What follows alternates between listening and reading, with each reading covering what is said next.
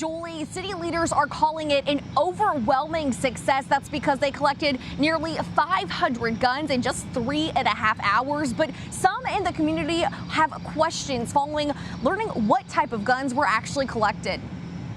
Guns upon guns upon guns. The community is now getting its first glance at the nearly 500 firearms collected at Richmond's first gun buyback over the weekend. One of the things I saw was a hammered-edge shotgun that was built in the 1800s.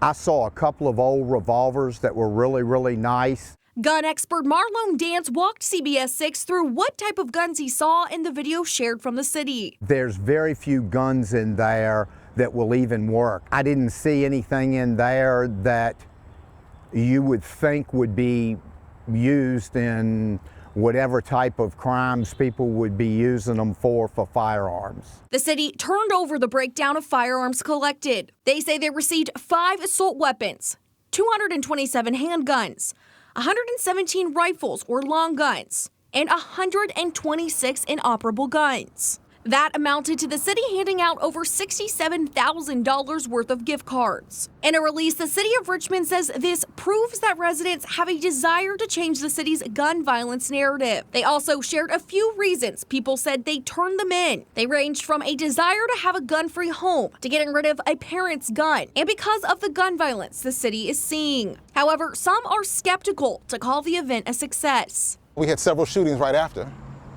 I'm not sure if it was a success, how we gauge a success. Oftentimes the community calls for us to do something, but what we really need to be doing is doing something that is effective or has at least a high probability of reducing gun violence. Similar programs have been implemented in other cities across the country. However, research into whether these efforts led to a reduction in gun violence remains unclear. However, organizers of this event argue even one gun off the street is a win.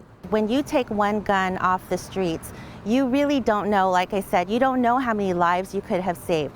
What I know without a doubt is the probability of that gun taking someone's life automatically drops to 0 the minute it's surrendered.